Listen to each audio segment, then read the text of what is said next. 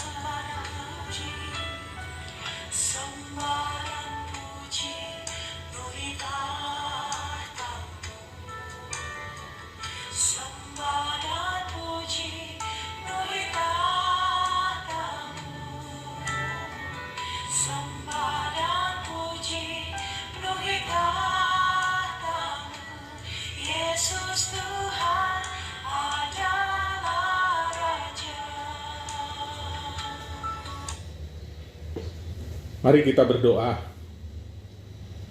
Tuhan Bapa di dalam sorga, kami merendahkan diri, dan intinya kami mengucap syukur. Terima kasih, kami bersama-sama tetap ada dalam perlindungan, anugerah keselamatan yang daripadamu. Walaupun kehidupan memperhadapkan kami kepada berbagai dinamika, bahkan saat ini kami berada dalam saat yang penuh dengan kekhawatiran, penuh dengan berbagai kesulitan, tapi kami boleh tetap ada sebagaimana kami ada. Tuhan, terima kasih, terlebih ketika saat ini kami boleh sejenak berhenti dari segala aktivitas, pikiran, dan tindakan kami, untuk secara khusus mendekat kepada Tuhan melalui renungan malam. Tuhan, layakan kami bersekutu dengan Tuhan. Terlebih dari itu, kiranya Tuhan berkenan atas kami. Berfirmanlah kepada kami, ya Tuhan. Biarlah firman Tuhan senantiasa menjadi sumber pengharapan bagi kami. Firman Tuhan menjadi terang bagi jalan-jalan kami. Bahkan firman Tuhan itu juga yang akan terus memberi kepastian kepada kami. Karuniailah kami telinga yang mendengar, terlebih hamba-Mu yang akan menyampaikan firman-Mu. Biarlah hanya kehendak dan keinginan Tuhan saja nyata melaluinya. Di dalam nama Tuhan Yesus kami berdoa. Amin. Bapak Ibu, mari kita bersama-sama membaca kitab Perjanjian Baru, Roma pasal 7 ayat 13-26. Di bawah judul perikop perjuangan hukum Taurat dan dosa. Jika demikian, adakah yang baik itu menjadi kematian bagiku? Sekali-kali tidak, tetapi supaya nyata bahwa ia adalah dosa. Maka dosa mempergunakan yang baik untuk mendatangkan kematian bagiku, supaya oleh perintah itu dosa lebih nyata lagi keadaannya sebagai dosa. Sebab kita tahu bahwa hukum Taurat adalah rohani, tetapi aku bersifat daging, terjual di bawah kuasa dosa. Sebab apa yang aku perbuat, aku tidak tahu, karena bukan apa yang aku kehendaki yang aku perbuat, tetapi apa yang aku benci, itulah yang aku perbuat. Jadi jika aku perbuat apa yang tidak aku kehendaki, aku menyetujui bahwa hukum Taurat itu baik. Kalau demikian, bukan aku lagi yang memperbuatnya, tetapi dosa yang ada di dalam aku. Sebab aku tahu bahwa di dalam aku, yaitu di dalam aku sebagai manusia, tidak ada sesuatu yang baik. Sebab kehendak memang ada di dalam aku, tetapi bukan hal berbuat apa yang baik. Sebab bukan apa yang aku kehendaki, yaitu yang baik, yang aku perbuat, melainkan apa yang tidak aku kehendaki, yaitu yang jahat, yang aku perbuat. Jadi jika aku berbuat apa yang tidak aku kehendaki, maka bukan lagi aku yang memperbuatnya, tetapi dosa yang diam di dalam aku. Demikianlah aku dapati hukum ini. Jika aku menghendaki berbuat apa yang baik, yang jahat itu ada padaku. Sebab di dalam batinku, aku suka akan hukum Allah. Tetapi di dalam anggota-anggota tubuhku, aku melihat hukum lain yang berjuang melawan hukum akal budiku, dan membuat aku menjadi tawanan hukum dosa yang ada di dalam anggota-anggota tubuhku. Aku manusia celaka. Siapakah yang akan melepaskan aku dari tubuh maut ini? Syukur kepada Allah oleh Yesus Kristus Tuhan kita. Jadi, dengan akal budiku, aku melayani hukum Allah. Tetapi dengan tubuh insaniku, aku melayani hukum dosa. Sampai di situ pembacaan Alkitab. Berbahagialah kita yang mendengar firman Tuhan, merenungkan siang dan malam, serta memberlakukan di dalam kehidupan.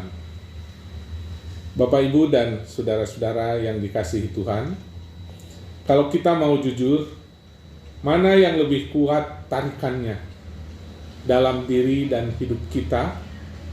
Pergi santai dengan teman-teman atau datang dalam persekutuan-persekutuan beribadah? Hari Minggu saat ini misalnya, kita lebih baik ya tenang-tenang saja tidur di pagi hari sampai siang, atau kita mau komit walaupun lewat online, kita tetap hadir di dalam kebaktian. Bapak Ibu, realita menyaksikan kepada kita bahwa ternyata tawaran untuk bersantai atau di rumah kongko-kongko tidur itu lebih enak dan mengasihkan daripada datang beribadah. Jujur, mana yang lebih enak? Duduk berjam-jam di depan komputer dengan Facebook, atau di depan HP kita dengan WA, daripada duduk di hadapan televisi mengikuti ibadah online, atau kita mendengar renungan-renungan yang saat ini begitu banyak disajikan lewat online. Ini juga pengalaman menyaksikan orang cenderung lebih memilih opsi yang pertama, ya. Lihat komputer, membuka Facebook, dan lihat HP, ber-WA ria. Ini menandakan, Bapak Ibu, kecenderungan untuk memuaskan keinginan, dalam hal ini keinginan daging, lebih dominan dan lebih menguasai diri kita dan hidup kita, daripada kita mengikuti tuntunan Roh untuk selalu mendekat kepada Tuhan. Dengan kata lain, kita lebih memikirkan tentang kehidupan secara jasmania dengan segala keinginan-keinginannya. Mengapa demikian, Bapak Ibu?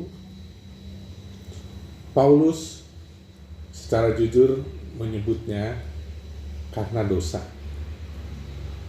Sepertinya dosa lebih menguasai diri kita. Dalam bagian Alkitab yang kita baca tadi, Paulus jujur dalam hal ini. Ada pergumulan batin yang selama ini terjadi dalam hidupnya sebelum mengenal Kristus. Hukum Taurat yang adalah panduan untuk hidup, ternyata ia tidak dapat memberlakukan sepenuhnya. Ketika ia mau berbuat apa yang baik, justru yang terjadi adalah keinginan untuk melakukan yang tidak baik. Itulah, kata Paulus, yang ia lakukan. Sebenarnya yang ia kehendaki, kata Paulus, adalah berbuat apa yang baik. Tetapi yang terjadi adalah apa yang ia tidak kehendaki. Itu yang ia lakukan, yakni yang jahat. Tadi di dalam Roma 7 ayat 19, Paulus mengatakan, sebab bukan apa yang aku kehendaki, yaitu yang baik yang aku perbuat, melainkan apa yang tidak aku kehendaki, yaitu yang jahat yang aku perbuat. Mengapa? Paulus katakan karena dosa yang menguasainya. Pengakuan Paulus ini sangat terbuka dan jujur. Bagi Paulus, memberlakukan hukum Taurat sepenuhnya adalah hal yang mustahil, manakala yang dominan dalam hidup ini adalah berpikir dalam kedagingan. Apakah hukum Taurat itu tidak baik dan dosa? Tidak, kata Rasul Paulus. Dalam Roma 7 ayat 12, Paulus berkata, jadi hukum Taurat adalah kudus, dan perintah itu juga adalah kudus, benar dan baik. Lalu kenapa? Paulus katakan, tapi manusia yang dikuasai oleh dosalah yang tidak mampu melakukannya. Manusia lebih cenderung berpikir untuk kepuasan jasmani dan keinginan-keinginan daging, sehingga untuk melakukan hal yang baik seringkali terhambat dan menjadi sulit untuk melakukannya. Dengan kata lain, oleh karena kita lebih cenderung lebih memikirkan dan melakukan hal yang jahat, maka keinginan untuk berbuat apa yang baik menjadi terhalang. Itulah realitas manusia. Tidak terkecuali orang yang menyebut dirinya sebagai orang percaya dan pengikut Kristus. Kita lebih memilih apa yang ditawarkan dan diinginkan oleh kedagingan kita daripada mau hidup dalam kehendak dan keinginan Tuhan. Ciri-ciri kekristenan kita sering menjadi pudar oleh karena kita lebih memilih memuaskan keinginan daging, selalu berpikir dan berorientasi pada hal jasmania. Dan yang lebih ironis lagi adalah manakala dalam kehidupan orang percaya, ketika ia bersalah dan berdosa, selalu berupaya untuk membenarkan diri. Untuk hal itu orang kerap kali mencari dalih-dalih untuk pembenaran atas dosa dan kesalahan yang dilakukan. Ada sebuah cerita, Bapak Ibu, yang mungkin baik kita dengar. Konon katanya ada seorang pendeta datang berkunjung di rumah seorang ibu-ibu yang sudah usia lanjut atau lansia. Setelah bercakap-cakap, kemudian pendeta meminta kesediaan ibu itu untuk didoakan. Di bagian akhir doa Pak Pendeta itu, ia mengatakan, "Ya Tuhan, ampunilah kami. Ampunilah dosa ibu kekasih ini. Dalam nama Tuhan Yesus. Amin." Tiba-tiba setelah doa selesai, ibu lansia itu langsung protes kepada pendetanya. Ia mengatakan, "Pak Pendeta, hari ini saya hanya ada di rumah terus sampai pendeta datang. Saya hanya bersih-bersih rumah sepanjang hari ini. Saya belum bertemu satu orang pun di sepanjang hari ini. Bagaimana mungkin hari ini saya berdosa? "Mengapa Pak Pendeta berdoa, ampunilah dosa saya? Saya belum melakukan dosa di sepanjang hari ini," kata si ibu. Apakah protes ibu lansia ini benar, Bapak Ibu? Dia belum bertemu satu orang pun. Dosa apa yang ia perbuat? Tapi apa kemudian yang dijawab oleh pendeta? Pendeta itu menjawab kepada si ibu, "Ibu, justru karena ibu tidak keluar sepanjang hari ini, ibu berdosa." Mengapa? Karena di luar rumah sebenarnya ada banyak ibu-ibu yang sementara bergumul, dan ibu bisa saja membantu mereka, bahkan pergi menguatkan dan mendoakan mereka.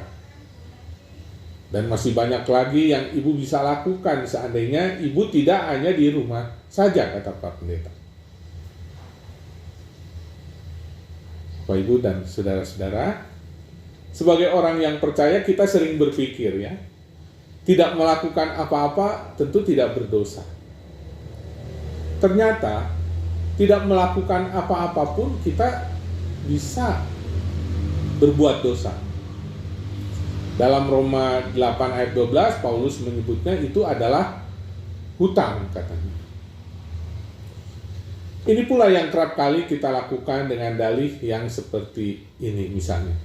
Saya tidak rajin beribadah, toh saya tidak mencuri, toh saya tidak berbuat dosa, dan saya tidak mendatangkan dosa terhadap orang lain. Maka kita betul tidak berdosa. Semestinya lebih bijaksana kita datang kepada Tuhan dengan penuh kerendahan hati dan sadar diri, kemudian mengaku dosa kita di hadapan Tuhan, daripada berupaya mencari dalih untuk membenarkan diri, padahal sebenarnya sudah jelas-jelas salah dan berdosa. Bapak Ibu menganggap diri benar karena melakukan hukum Taurat, kata Paulus, membuat manusia berpikir untuk dirinya sendiri. Misalnya para imam, ahli-ahli Taurat. Manusia hanya berpikir bagaimana ia dapat melakukan hukum Taurat dengan sempurna, sehingga dalam keadaan itu berarti ia tidak lagi membutuhkan Tuhan dalam hidupnya. Bagi orang percaya, Bapak Ibu, ia tidak membutuhkan lagi Kristus dan hidupnya kalau hanya berlaku seperti itu. Toh saya dapat hidup dengan melakukan hukum-hukum Tuhan, hukum Taurat, tapi hanya untuk memuaskan hasrat keberagamaan untuk pribadi semata. Padahal iman yang dewasa adalah, Bapak Ibu, iman yang menyadari siapa dia di hadapan Allah, dan oleh karena itu dia merasa bergantung sepenuhnya kepada Allah.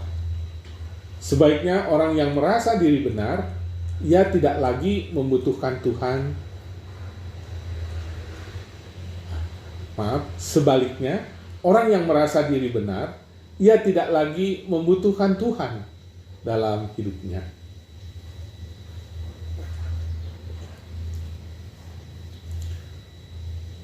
Paulus dalam suratnya kepada jemaat di Roma tadi, ia menyadari akan hal itu, sehingga baginya menganggap diri benar karena hukum Taurat atau karena melakukan hukum Taurat supaya ada pembenaran adalah hal yang sia-sia.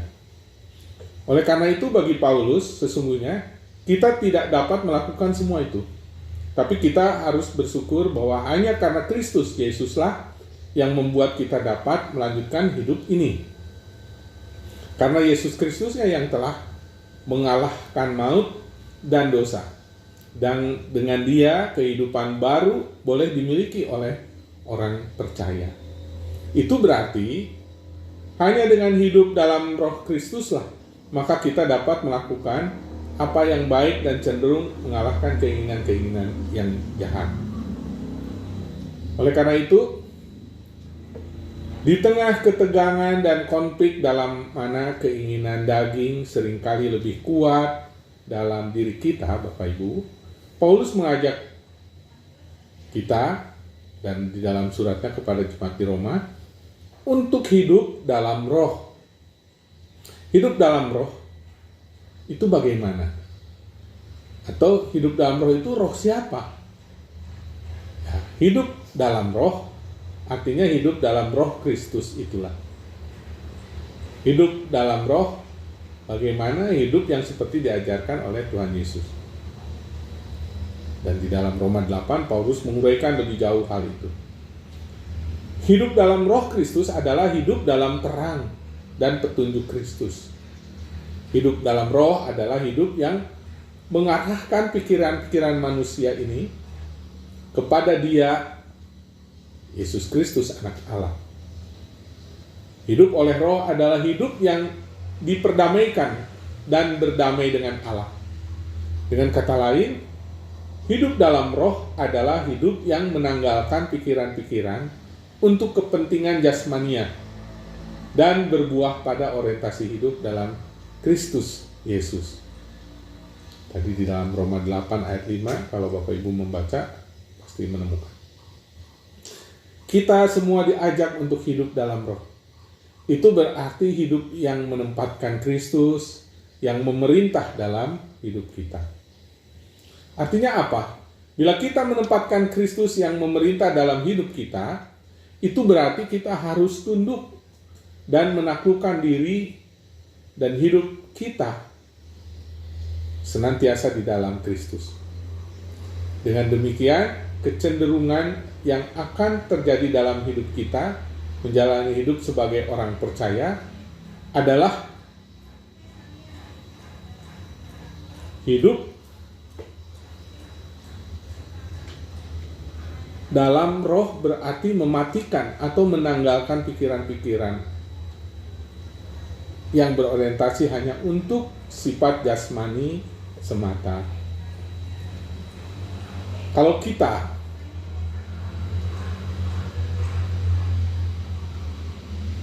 mencoba mengupayakan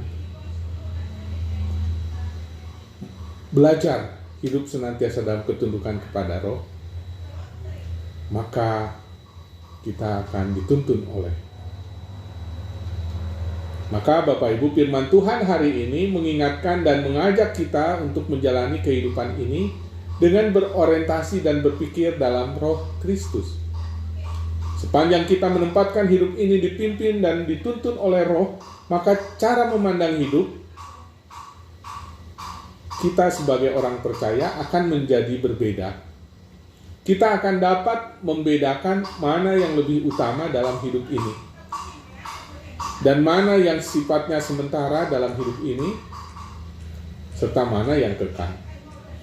Hidup dalam roh Kristus itu yang akan terus menyadarkan kita siapa sesungguhnya kita di hadapan Tuhan, sehingga ketika kita menyadarinya, maka kita akan bergantung sepenuhnya kepada Dia.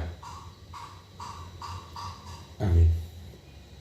Nah, Bapak Ibu, untuk memperdalam apa yang tadi sudah dibaca di dalam Alkitab, Roma pasal 7 ayat 13 sampai 26, ada pertanyaan yang perlu didiskusikan oleh Bapak Ibu beserta anak-anak atau anggota keluarga yang ada di rumah. Silakan dicatat, ada dua. Yang pertama, apa yang saudara lakukan ketika ada godaan untuk melakukan hal-hal kedagingan sehingga membuat saudara sulit taat kepada Tuhan? Saya ulangi ya. Apa yang saudara lakukan ketika ada godaan untuk melakukan hal-hal kedagingan sehingga membuat saudara sulit taat kepada Tuhan? Yang kedua, mengapa kita tidak bisa hidup dalam kesucian dan ketaatan untuk terus berada dalam kasih Allah? Yang kedua, sekali lagi, mengapa kita tidak bisa hidup dalam kesucian dan ketaatan untuk terus berada di dalam kasih Allah? Silahkan diskusikan lebih jauh. Dan sekarang mari kita kembali masuk dalam saat teduh, Bapak Ibu. Kita akan masuk di dalam doa sapaan.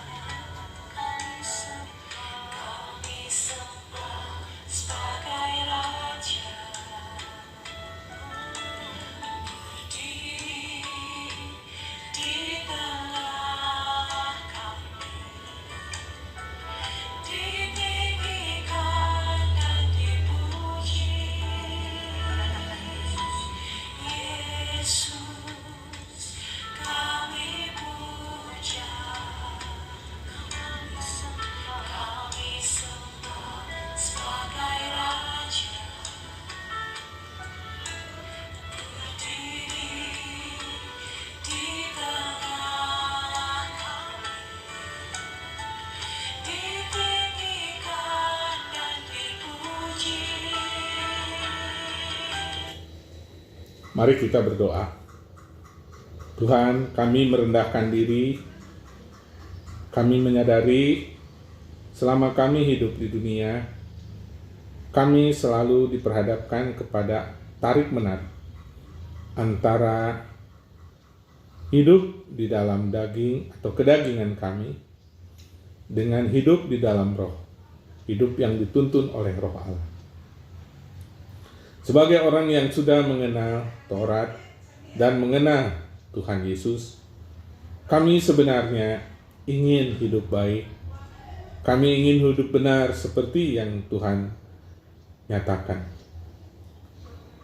Namun ya Tuhan, kedagingan kami ini sering menyeret kami untuk cenderung melakukan hal-hal yang tidak berasal daripada-Mu.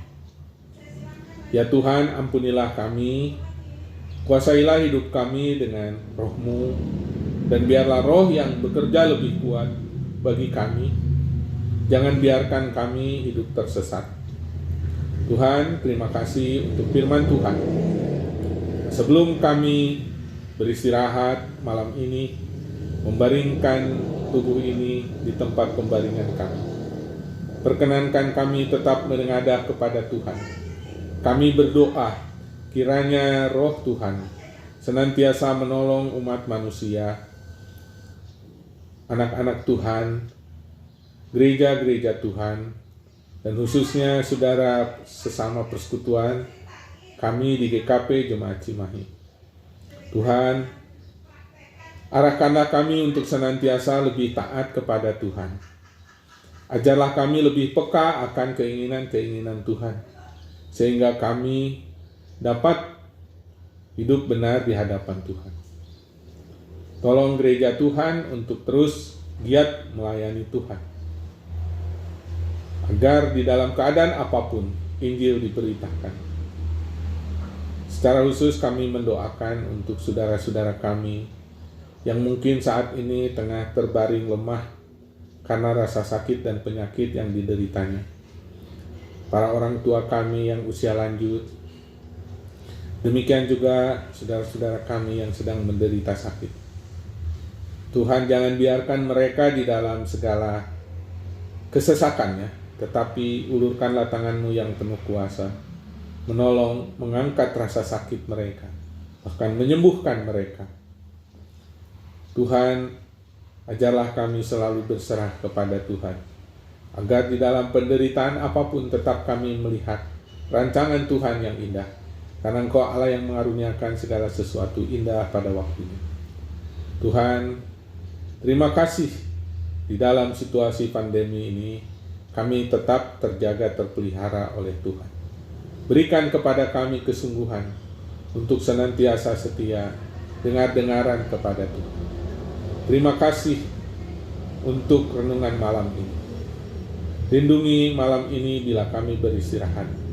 Berikan istirahat yang baik. Baharuilah kami sementara beristirahat, agar esok hari jika Tuhan percayakan hari baru bagi kami dapat memasukinya dengan kekuatan baru. Tolonglah kami ya Tuhan. Kami serahkan seluruh hidup kami hanya di dalam nama Tuhan Yesus. Tuhan dan Juru Selamat kami memohon dan berdoa. Amin. Selamat malam Bapak, Ibu, dan saudara-saudara. Selamat beristirahat. Sampai bertemu kembali pada kesempatan yang akan datang.